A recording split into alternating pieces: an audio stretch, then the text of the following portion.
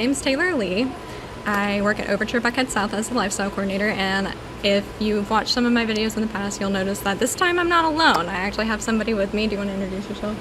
Hello, my name is Zachary, and I'm the intern here at the Overture Buckhead South Active Adult Community. We were perusing the Target, and we found this. And so we thought maybe you guys would like to help us solve a murder. It is about $30 at Target, roughly, around that. So on the back, it kind of gives you a little bit of information about it. It says, the murder mystery game that lets you be a cold case detective. On May 8th, 1998, the small Indiana town of Riverdale was shocked by the brutal murder of one of its most beloved citizens on the night before her wedding.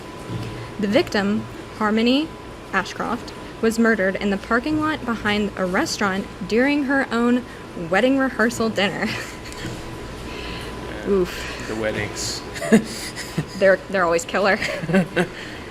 Bones McBride, a local vagrant, was framed for the murder and has spent over 2 decades behind bars despite being 100% innocent. So our job, and your job, is to prove his innocence and convict the real killer. All of the clues can be found in the evidence. Can you right this wrong and get justice for Harmony? And I would also have to say justice for Bones, because apparently he's innocent. So let's get started. It also kind of tells you on the back what kind of stuff you can find to help you go through the case. Like the evidence is listed as being photos, newspaper articles, witness reports, interrogations, and maps, and a bunch of other stuff too. So open it. It comes in this little envelope, and it was sealed until I opened it earlier. And it said on the top, like, to be opened by authorized personnel only. And yeah, and it's listed as your evidence bag. So again, the victim's name is Harmony Ashcroft, and the date is listed as 5/8/1998. So you weren't even born yet. No. It's listed as a homicide and a cold case. Obviously, nice on the inside. It gives you kind of like instructions to follow. So the instructions: Unsolved Case Files is a game that lets you solve a fictional crime using the evidence and documentation from the cold case file. So case number A03-0508-1998. Objective 1. And it does say that there are different objectives that you have to solve to kind of solve the entire case. And also there is a website, and you might see us using it too, that they give you.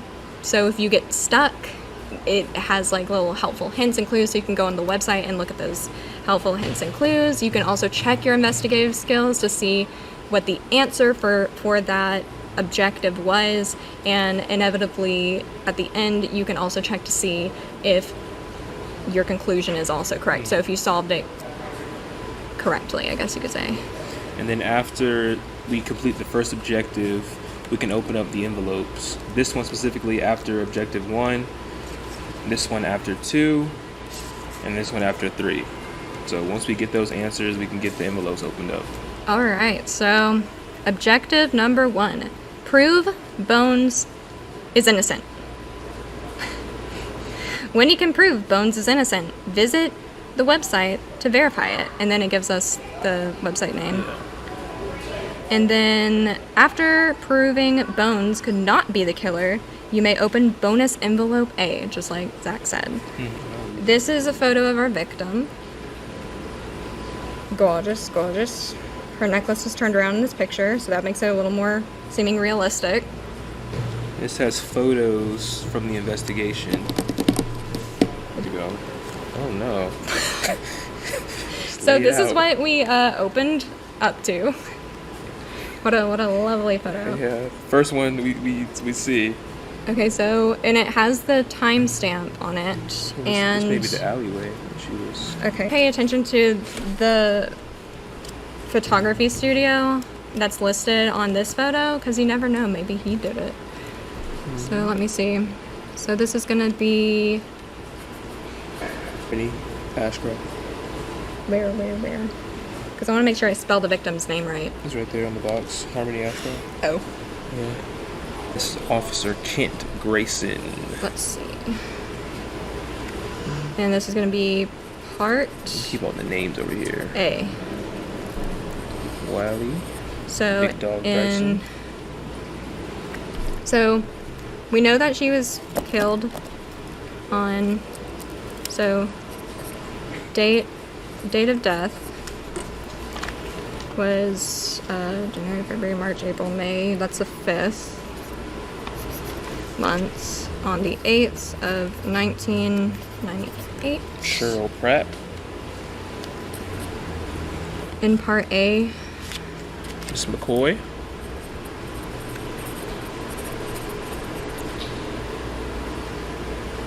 Chad Highsmith. And we'll also go through these, like this won't be the only time you guys see this, but this gives you guys a chance to write down the main players' names. Write down names, recognize faces, things like that. Jason Griggs. Whoops. Chris Adams. Let's make sure that these don't blow away though.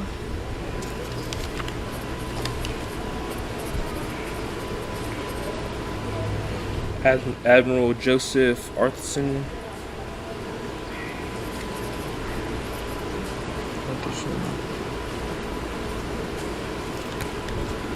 There's some kids playing baseball, looks like.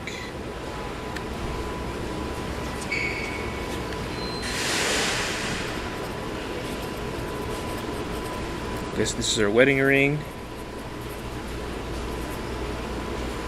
I'm guessing this is Bones, right? Yeah, I guess that would have to be. Yeah. This would be Bones.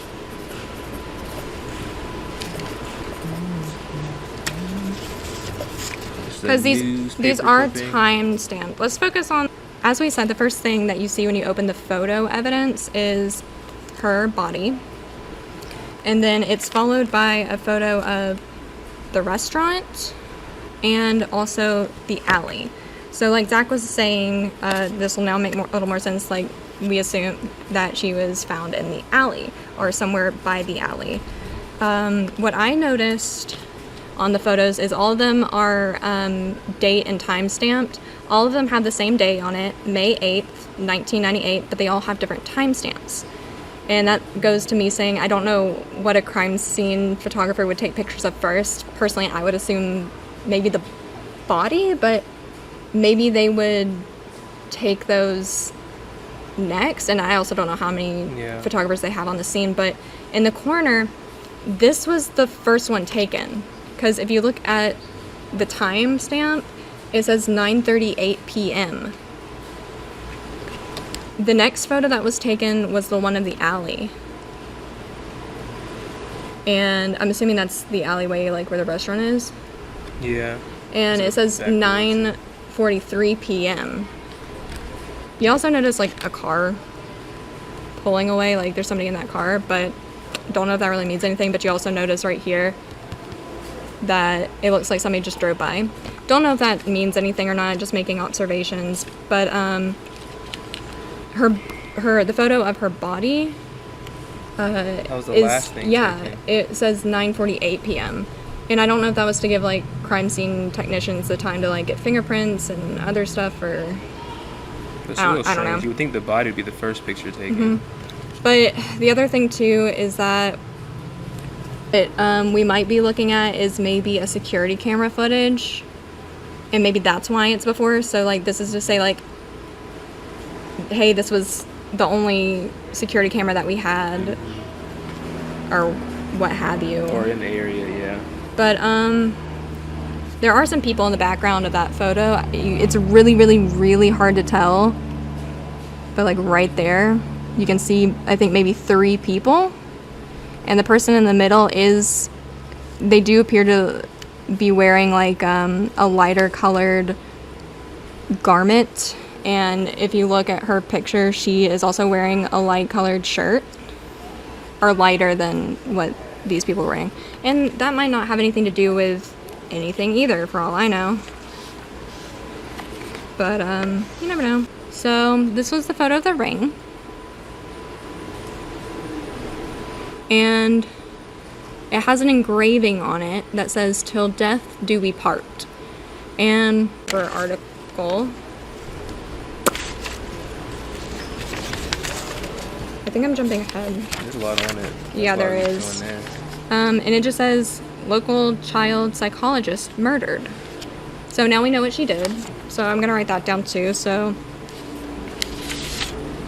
this was written by Abraham Grove. Is there an Abraham Grove anywhere? No. Okay, I don't know. Just wanted to ask. So a 28-year-old woman was killed last night in an altercation that took place in the parking lot behind Tully's restaurant around 9:30 p.m. Police have identified the victim as local child psychologist Harmony Ashcroft. Miss Ashcroft was attending the rehearsal dinner for her wedding to Kristen Peterson.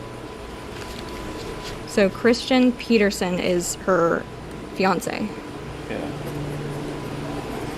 His picture's not over here. Wait, what? His picture's not over here. Are you sure? Yeah. Well, Mr. Peterson does not have a photo, which I always thought that you went to the husband.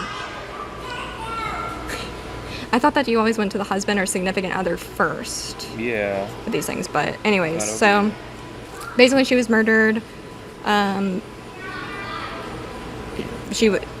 After she was attending the rehearsal dinner for her wedding to Mr. Peterson, which was scheduled for today at St. Michael's Church.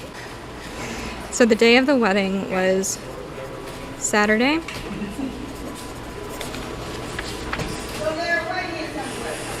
May 9th of 1998. So that means that she was murdered on a Friday. So I think that's like important for us to know just in case, you know. But we're solving a murder. All right. So she was supposed to get married at St. Michael's Church, wherever that is.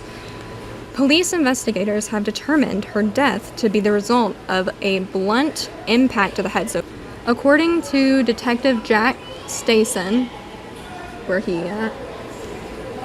Jack Stason? Apparently we don't get photos of everybody. Yeah, I don't understand that. So apparently, according to a detective we do not have a photo of, with the Riverdale Police Department, the injuries are consistent with a face-to-face physical altercation with another person. We've ruled out accidental causes and have launched a full homicide investigation. So whatever this injury was, they were facing each other. Like she wasn't hit from behind, like, so this trauma was caused like to the side or to the front of her head. I think it says right here in the front. We'll get to that. Yeah, he's already looked at her Autopsy. Yeah, her autopsy report. Sorry. So the victim's body was discovered by a member of the wait staff while taking out the garbage.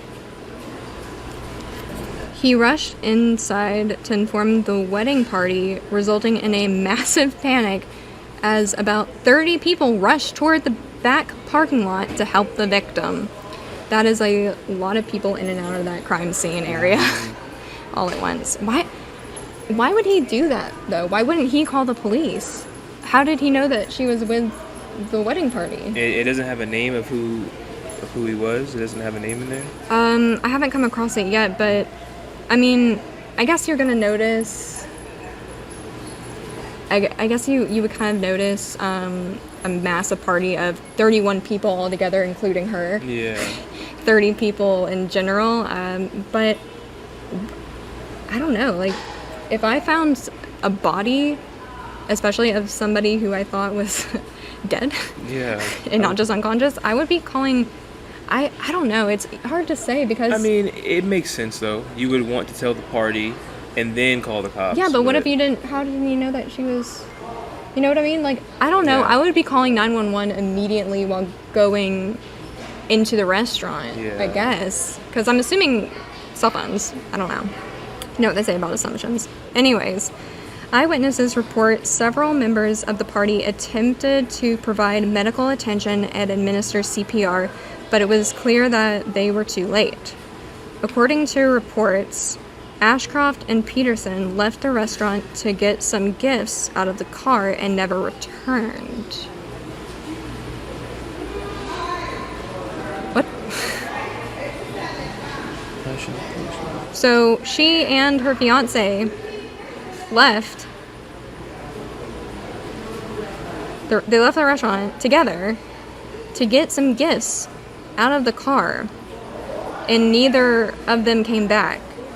But we have no picture of him. We have no picture of him, so is he just missing, period, or dead? Or but it really makes you think about this picture that was taken of the surveillance of whatever's going on in the background. Like those people that I said earlier. Remember, but it doesn't look like she was found right there. It happened at 9:30, right? This picture was taken at 9:38. I know, but what happened to Ashford happened at 9:30. Well, we know that the people that came to the crime scene, the photo of her body was taken at 9:48. Mm-hmm. So that would have only been like 10 minutes after this picture was taken. Yeah. And I don't know if the cops' response time would be that fast because she had to be discovered. Yeah. Right? I don't know. It's just kind of weird. Yeah. It's weird. But Peterson was apprehended, so we do know where he is. I don't know why we don't have a picture. So Peterson was apprehended by police at his residence at around 10 p.m. Like he didn't So he just he just left the party like, hey, I'm going to my car, and then just left. I'm good. And that was 10 p.m. and these photos were taken at 9. So like basically, man, these people work fast. I'm starting to wonder if these timestamps really mean anything, honestly. Yeah. But I think it's good to take note of them. Yeah. Yeah. So Peterson claims he drove home for forgotten presents and left Harmony alone in the parking lot where someone else must have attacked her. When reached for comment, the fiancé said, "This is a nightmare. Harmony is the love of my life, and I had nothing to do with it. I'm cooperating with the police, and we're going to find the real killer, and they're gonna pay." Ashcroft's friend, Jenny Rogers. Do we have a picture of Jenny? Jenny Rogers. So Jenny Rogers added, "I can't imagine who could have wanted to break everyone's heart like this. She was truly special." What a true friend. True friend. Local ties. Ashcroft was a native to Riverdale. Having been born and raised in the area, she attended Riverdale Elementary School and Howard Taft Junior High School. Star athlete. At Riverdale High, Ashcroft was a star athlete on the softball team. As the catcher, she led the team to the Indiana High School Girls Softball Championship in both her junior and senior year. Academic success. In addition to her athletic achievements, Ashcroft was a great student, maintaining a 3.95 grade point average GPA throughout her years at Riverdale High. She made honor roll for her final 8 quarters of attendance. We are playing a game.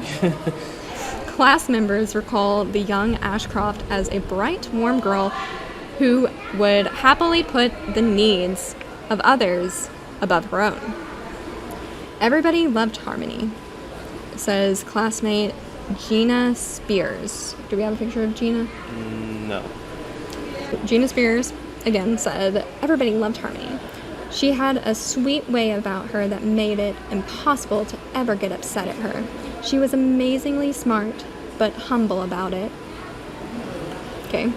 After graduating 3rd in her class at Riverdale High, Ashcroft continued her legacy of academic excellence and athletic greatness at the University of Chicago on a full athletic scholarship.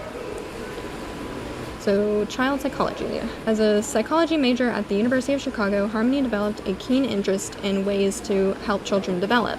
Those close to her insist that the seeds of such an interest were planted early in her childhood. As the oldest of 4 kids, she was amazingly skilled at helping her brothers and sisters, according to friend Jenny Rogers. It seemed like the kind of career she was destined to have from a young age. And then it says continued on page 85. So here's that, and here's also a picture of her and the supposed fiance that left her alone in the parking lot. And one thing that I will say is that she was pretty athletic, right? And I'm not saying that you have to be like strong or anything to be athletic, but I just know from personal experience being in athletics in high school and doing some stuff in college too, like, you build up muscle strength regardless of what sport it is you're playing or doing. Like, I remember that for volleyball, pretty much all my strength came from my arms and my legs, so we had to develop both. And she was a she said that she was a catcher, right? Yeah. Like, she would still have the same training as all the other girls on the softball team. So, like, not saying that she could take somebody down, but I'm saying, like, if she had to fight, she probably could fight. Yeah, she'd be above average. Yeah. For sure. They founded a private practice mental health clinic called Helping Hands. There, she focused on assisting children who struggled with developmental needs. A well-respected member of the counseling community, Ashcroft attended the occasional spoke at various... Oh, sorry, I misread that. Ashcroft attended and occasionally spoke at various psychology workshops and symposiums. According to colleague Breeson, her advice was frequently sought by those who wanted to excel. She had a magic touch with kids, and everyone wanted to know how it worked. So, community work.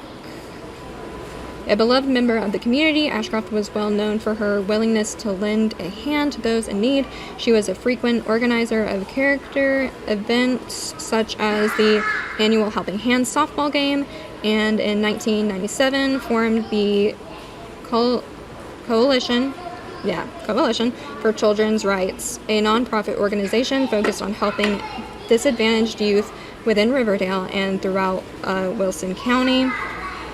Ongoing investigation. Police confirmed that they are questioning and investigating several persons of interest, but have not released the name of suspects or individuals under arrest. Detective Stason, do we have that? No, we do not. No. We already said that. Okay, so Detective Stason is optimistic about the investigation. There's a reason we don't see many homicides here in Riverdale, because we always get our guy. Always. Well, apparently you got the wrong guy. You didn't so get him this time. Okay, so we paused. So this next thing is just like an inventory list. And that's a lot of numbers. So there's a suspect packet, a evidence envelope, and then the bonus evidence, right? So this is just kind of for us to be able to keep up with all of our items, pretty much. So it looks like all the things that have an X on it are things that... You're supposed to have? No, things that we don't have. Okay. So, like, for example, there's an X next to Chris Peterson's name. McBride. It says suspect photo Chris Peterson, suspect photo William McBride, suspect photo Rex Ratliff. It's got a lot of, like, suspect or person of interest sheets and things like that. And I don't know if any of that's important, but it does say if you are missing any case documents, please visit, and then it gives you the website. But I feel like these X's are things that aren't included, right? Things that we shouldn't have. But then the other people, it says witness photos.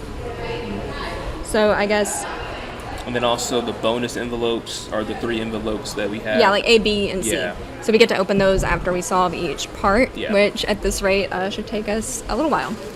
It did say on the website that it does kind of take a little bit of time to complete each category. Objective. Yeah.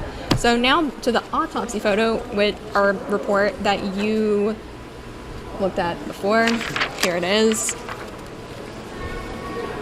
If you need to pause it to kind of get a better look at what it says, feel free to. But I'm also going to read it to you. So, Riverdale Police Department, Form C-652, Coroner's DIV.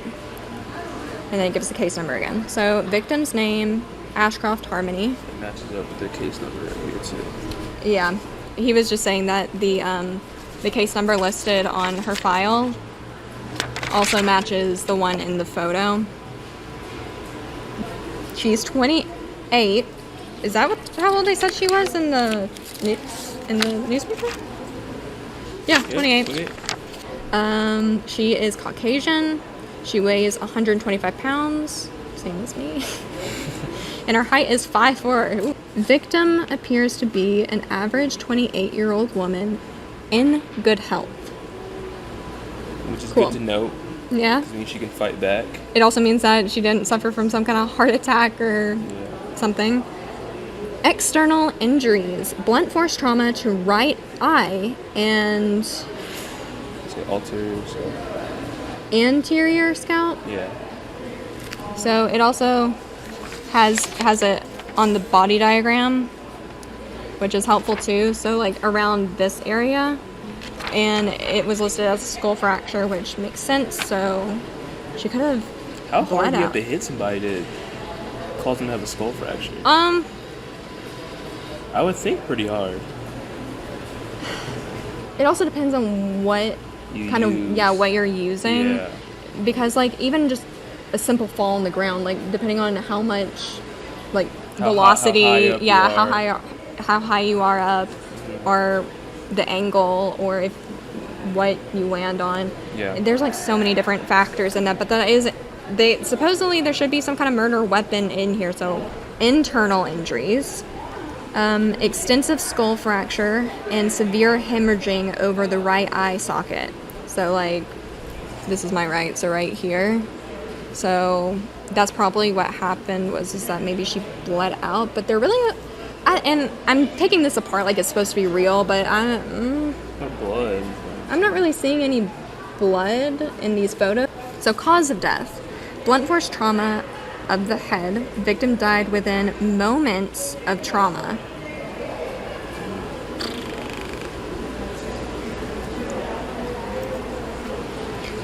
So she didn't die immediately, but Shortly after. yeah, within maybe like a minute or so is what I would say, like within moments. So maybe about a minute or so. Manner of death. Victim was killed by a single strike to the head inflicted by a hand or blunt object. Hand? How hard do you gotta punch somebody?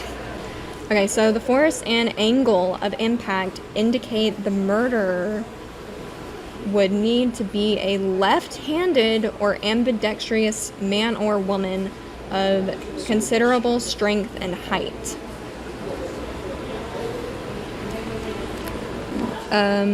Detective J. Stason, recording officer, Officer John Geck.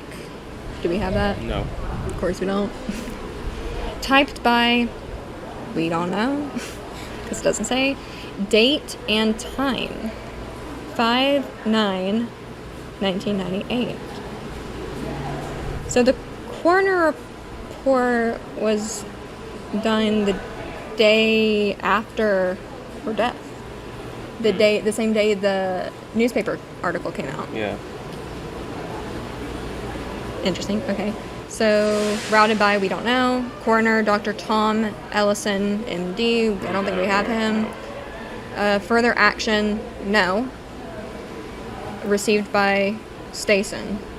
And that was the detective. So that's our autopsy report. And we can always come back to the next thing that's under that. And I'll be honest with you, I don't know if any of these are in any kind of specific order, but this is the way that I'm choosing to tackle it, and I just forced him to go. But the next thing under that, what's the next thing under that? You haven't done a lot of talking, sorry. No, you're good. So we have the wedding invitations. No, it's for the rehearsal. So it's for the rehearsal. You're invited. And then on the back, you can see it has their names on it. And it basically says, join us for a rehearsal dinner honoring Harmony and Christian. And then it has the date and the time as well. What's the date? 5/8/1998. At what time? At 8 p.m. So, like, roughly over an hour before potentially her body was discovered. Right. And then again, it's at Tully's, the restaurant. And then hosted by Ryan and Anna Peterson. So I'm guessing that's Christian's parents. Yeah. Yeah. So here's the front again.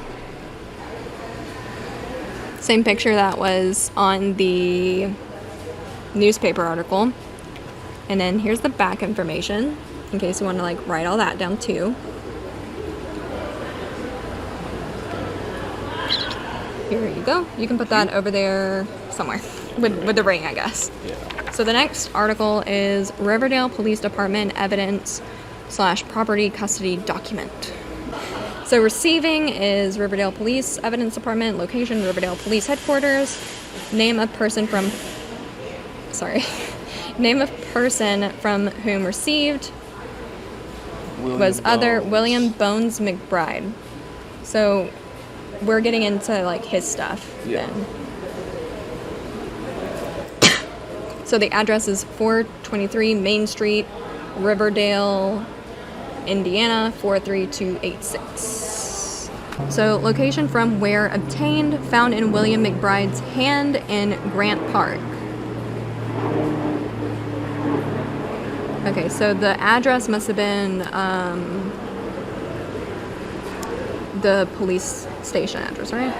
Because I totally forgot that he was a vagrant. Yeah. And then the date is 5/8/98, and that's 10:05 p.m. I wonder where Grant Park is. And we said earlier at 10 o'clock was when... Oh yeah, at 10 o'clock is when they found the fiance. I almost said boyfriend again. Yeah. Found the fiance at his house, getting the presents. And then 5 minutes later, they found this guy in a park. Grant So Park. what did they find exactly in his hand? We're about to find out. Oh, okay. Okay. I see. So, reason obtained, homicide case. Like Zach said, date and time that this stuff was obtained was 5/08/98, 10:05 p.m. So, diamond engagement ring, which was this. So for all we know, it might not even be hers. We don't know. Weight, 6.4 grams. Finger size, 6. Material, platinum and diamond. Fancy. Has custom interior inscription, till death do we part. So item number 1, date 5/8. Officer Kent Grayson. We have him, don't we? Kent Grayson, we do. We have a picture of him. What do you know? There you go. Kent Grayson. So he's the police officer. And then we got some other people's signatures as well. Somebody else. So these must be the people that this was released by and who it was released to. So Officer Grayson released whatever evidence, meaning, I guess, this ring in question, he released it to the evidence manager. And the purpose of change of custody was for seized as evidence. The next time it was released was the very next day, so 5/09, and it was released by the evidence manager, whose name I cannot read. If you can read that, good for you, because I cannot. So released by the evidence manager to Stason, who was the detective, and his purpose for custody change was homicide investigation. Then on the 18th of May, Stason, the detective, released it back to the evidence manager, return to evidence. That was a long time. And then... Almost a week. So, and then May, June, July, yeah. So, then again in July, on July 28th, it was released by the evidence manager to the district attorney, whose name I also cannot... It's somebody's very nice signature. So, the reason it was released was for the trial. Then, in August, on the 19th, it was released from the district attorney back to the evidence manager, and it was returned to evidence. So the next thing is, it looks like fingerprints. It's got a social security number. Convicted. This is William Joseph McBride. So I'm guessing that's Bones. Mm-hmm. Yeah, alias Bones, yeah. Bones. Well, now we know his name is William. William. Wonderful name. Mm-hmm. We got his FBI number, state identification number. Does the state identification number listed here match the one on his uniform? It says A33420. It sure does. Cool. It matches So we up. definitely know that that's the same person. Mm-hmm. Date of birth, August 26, 1973. He's male. He is African American. 6'2", 170, Oof. brown eyes, and black hair. And we got all of his fingerprints, which means that they might have a photo of a fingerprint listed in the evidence. Not the evidence photos, but like In general. with his case file, they might have something. I'm wondering if they'll match, if there is one. Move on to is a map.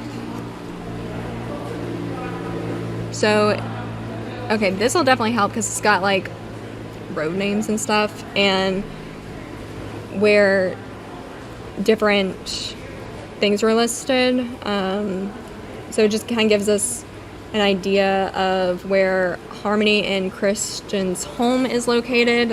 Oops. Along with different other places that'll probably come into question. Yeah, put everything into perspective. Along with also where the restaurant was located and where Grant Park was located, which again was where Bones or William was also found, which doesn't look too far. Here's a picture of the map. I'll let you guys all take it all in. I want to go back to this article, but specifically the back, because it was listing some road closures and things like that. So the traffic detour due to construction that began, and then the article's cut, but it looks like it says last something on Gates Street. Where's Gates Street? What's the name of the bridge? The bridge that the Riverdale Fire Department closed, Dale Bridge. It's Dale Bridge. That's what I thought. Okay. So Dale Bridge is right here. So they closed Dale Bridge to both vehicle and pedestrian traffic for 1 hour on Friday night, which is the night she was murdered, to clear a downed power line. According to reports, RFD was on the scene at 8:45 p.m. So that was 45 minutes after their dinner started. Starts at 8 o'clock. And the traffic resumed across the bridge at 9:45 p.m. So when was her body found? Her body was found at, well, the picture was taken. Yeah, the picture was taken. Picture was taken at 9:48, but the murder happened at 9:30. And it said that we know the murder happened at 9:30? Mm-hmm. We know the murder So happened there's at 9:30. no way. Actually, there is. I was gonna say there's no way that he was in Grant Park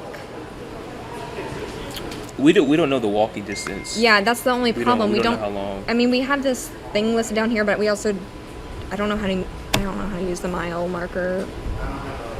It would probably be like what, half a mile? Yeah, about half a mile maybe.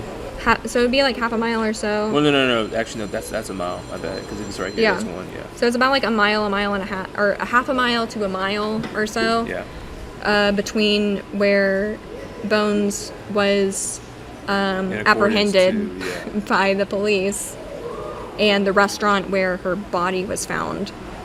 And so the bridge was reopened at 9:45 p.m. He was taken into custody at around like 10:08, 10:05, something like that.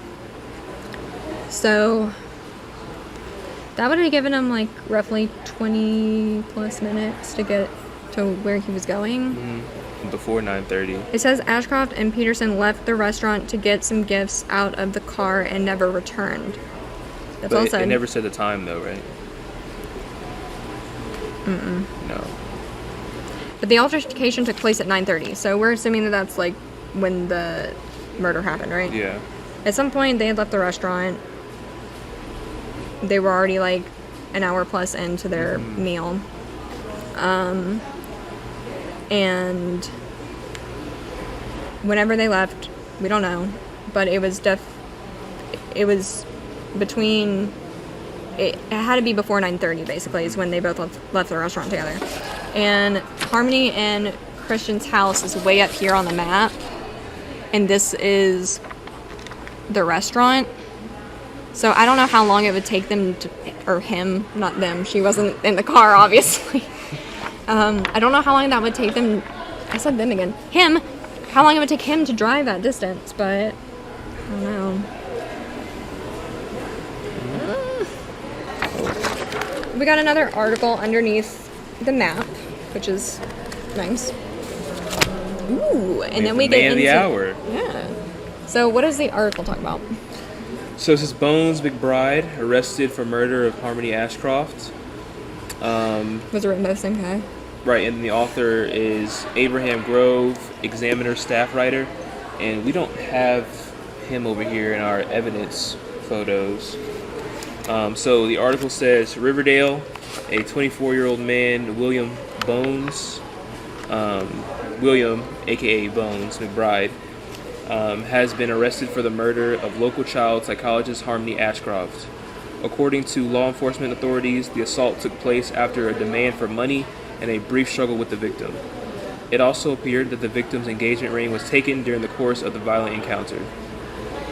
And then, quote, it appeared that the assailant's motive for the attack was monetary. McBride has a long history of petty crime in Riverdale, and all our evidence indicates that he was trying to get money and or valuables from the victim and struck her in the face with a blow so powerful it caved in her skull. He was then able to easily take the victim's engagement ring from her, then flee on foot, said Police Chief Brock Inman. He adds, this is a scenario we've been seeing more and more across the country wherever you go. Of course, it's more common in large urban areas, but even a small community like Riverdale is not fully immune to such things. Our hope is that by catching this killer and putting him behind bars, it sends a message to the next guy and keeps our citizens safe. And then about 30 minutes after the time of the murder, McBride was found in Grant Park with Harmony Ashcroft's ring in his possession. According to police, McBride offered no explanation for how he got the ring. After a detailed assessment of all suspects, witnesses, and evidence available, it became clear that we had identified the assailant. He was found with the victim's engagement ring in his hand 30 minutes after the murder. I mean, it's pretty obvious, said Police Chief Inman. Is it? Is it though? Is it though? The police chief goes on to say, as tragic as these kinds of situations are, at least identifying the assailant and seeing him brought to justice gives family and friends an opportunity for closure. McBride is a lifelong resident of Riverdale. He spent his early years as a day laborer for Eagle Temps.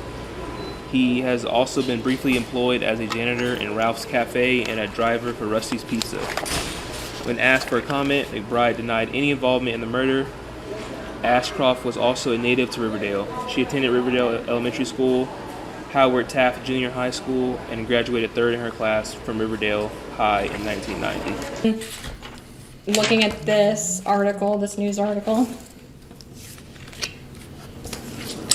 and Zach read it, and one of the things that he said, or read, rather, was it stated in this article that according to law enforcement authorities, they said the assault took place after a demand for money and a brief struggle with the victim. And it obviously said that it appeared the victim's engagement ring was taken during the course of the violent encounter. And then McBride was supposedly after a monetary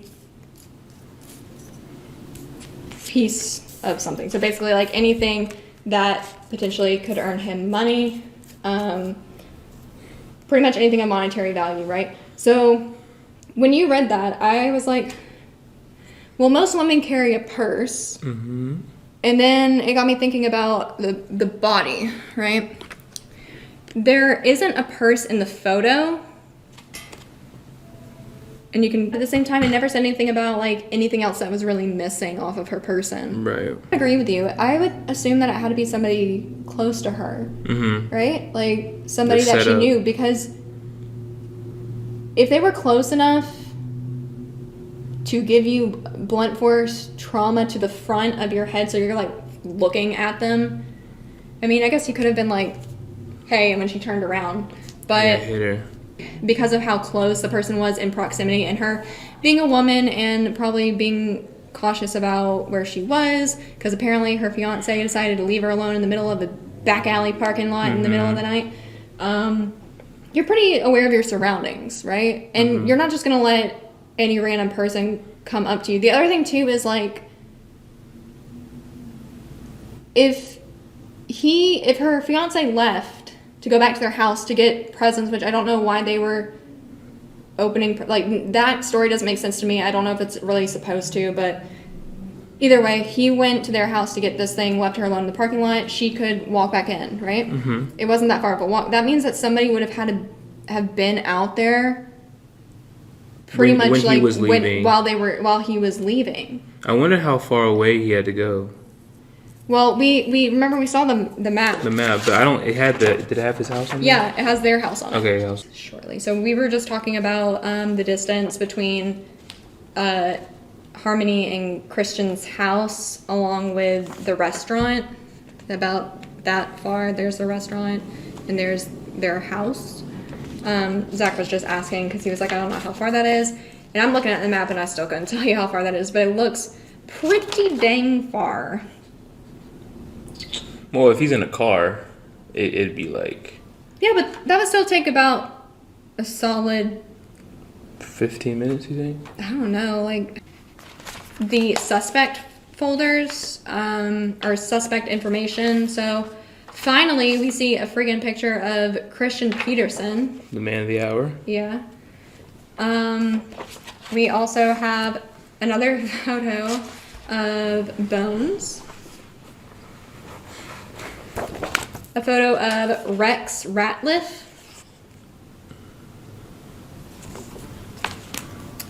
A photo of Andy Allen. And a photo of Derek Sivers. Is that how you would say that last name? Yeah. Derek Sivers. And as you can see, there are things that are attached to this. So, given you a lot of information to digest. We've given ourselves a lot of information to digest. So we're not going to get into these this time around. So we didn't even get to open the bonus envelope A. But we are giving us and you some time to think about what's going on. And I just realized that his eyes, I think they're supposed to be blue, but don't they look violet? Yeah. Don't those eyes look violet to you? And then next time... I don't think that means much of anything, but... Yeah, but next time we dive back into the case, we'll definitely prove Bones innocent, because that is the first objective. I am going to give you guys a little taste of what's to come, just so you can think about it, because I just happened to see this just now, because in his person of interest form that got filled out, next to marital status, whatever was starting to get written got scribbled out. So I'm not sure what that's supposed to mean, because technically he wasn't married, he was engaged, but he also wasn't single, but she's also dead now, so. Yeah, and he was just I mean, quick personally, with it. I don't know. I would have probably put down what, I think I would still put down, like, in a relationship or whatever. Or something. Or something, not just, like, leave it blank. Yeah, leave it blank. Or especially while I'm getting questioned. Like, I'm really wondering what's written behind, like. Well, you see that far deep into it. How does he write his S's? I'm trying to see if maybe there's an S in there, because if he started writing an S, that means he was trying to write single. Yeah. No. This is just part 1, and let us know what you guys think is going on. If there's maybe something that you noticed with the evidence that we shared with you that maybe we didn't even discuss, or potentially that we couldn't have Glossed even thought over. about it. Yeah. Or if you think something's important, like you said, if we maybe gloss over something that you feel is more important than we gave it time for, give us your theory. You should totally check out our YouTube channel. It is #active, #adult. We got music, we got makeup, we got crafts, we got cooking, we got exercise, we got it all. There's bound to be something on there that you're going to be interested in. So yeah, if you like this video, make sure to give it a thumbs up. And if you would like, you can leave a comment down below. Let us